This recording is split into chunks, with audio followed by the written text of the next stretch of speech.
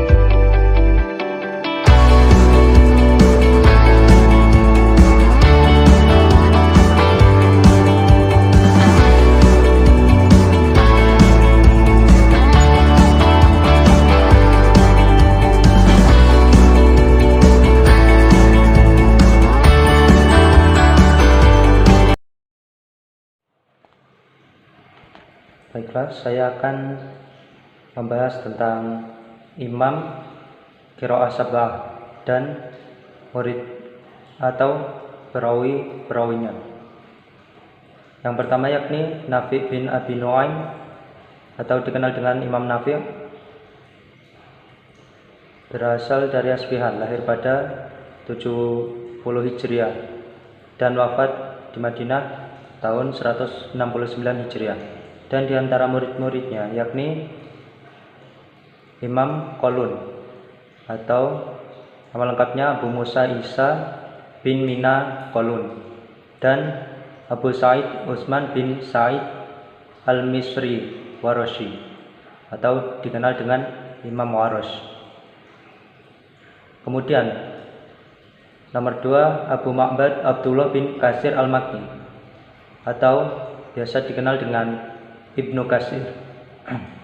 Ibnu Kasir lahir di Makkah pada tahun 45 Hijriah, wafat di Makkah tahun 120 Hijriah.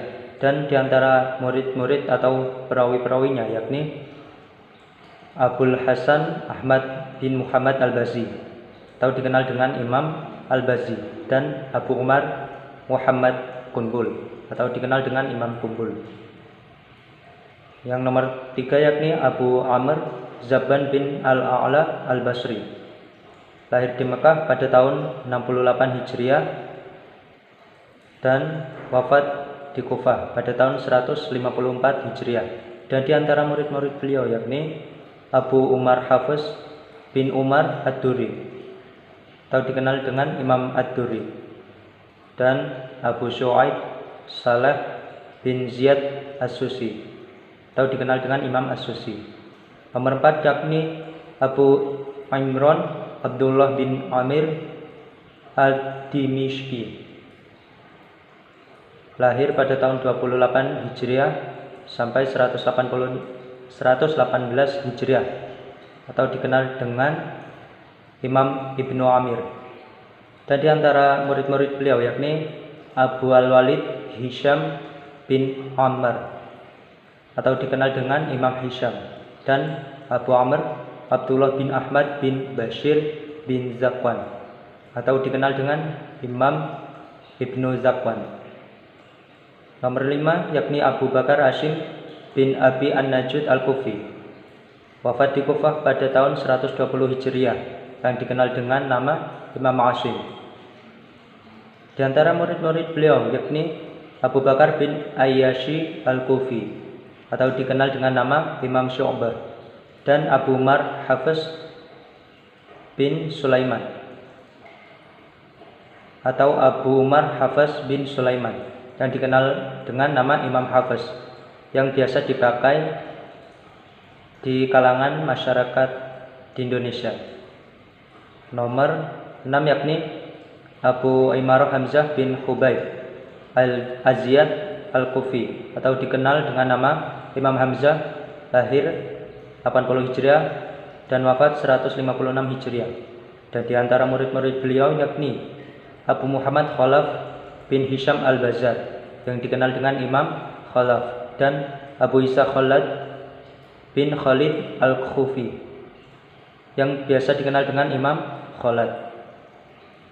Yang terakhir yakni yang ketujuh Abdul Hasan Ali bin Hamzah bin Abdullah Al-Kisai atau dikenal dengan nama Al-Kisai, Imam Al-Kisai, wafat di Basrah pada tahun 189 Hijriah. Dan di antara murid-murid beliau yakni Abdul Haris Al-Lais atau dikenal dengan nama Imam Abdul Haris bin Khalid, Abdul Haris Al-Lais bin Khalid, dan Abu Umar Ad-Duri atau biasa dikenal dengan Imam Ad-Duri.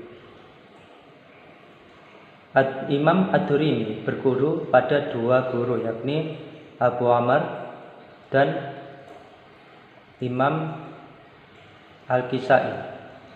Sekian, bisa dilanjutkan ke yang lain. Baik, saya akan melanjutkan terkait materi kemutawatiran dalam qiraah sab'ah. Apa itu mutawatir, harus kita ketahui terlebih dahulu. Sebelumnya saya mengambil dari Al-Jazari yang dikutip oleh As-Suyuti juga Az-Zarqani, memaparkan bahasanya macam-macam qiraat ditinjau dari segi sanad itu menurut mereka dibagi menjadi 6, yaitu mutawatir, masyhur, ahad, syadz, maudhu maupun mudraj. Nah, apa itu mutawatir? Apa itu qiraah yang mutawatir? Sebelum kita merambah ke sab'ahnya, kita harus tahu qiraah mutawatir. Qiraah mutawatir adalah qiraah yang disandarkan pada periwayat yang terpercaya dan tidak mungkin mereka untuk melakukan suatu kebohongan atau suatu dusta. Menurut Manaul Khoton, syarat diterimanya qiraah adalah ada 3. Yang pertama, qiraah harus sesuai dengan kaidah bahasa Arab. Yang kedua, harus sesuai dengan wasm usmani, dan yang ketiga harus memenuhi kesahihan sanad. Jika Al-Jazari ada 2 aspek yang harus dipenuhi, qiraah bisa dikatakan sahih. Yang pertama sahih sanadnya, dan yang kedua sesuai dengan kaidah bahasa Arab dan rasm.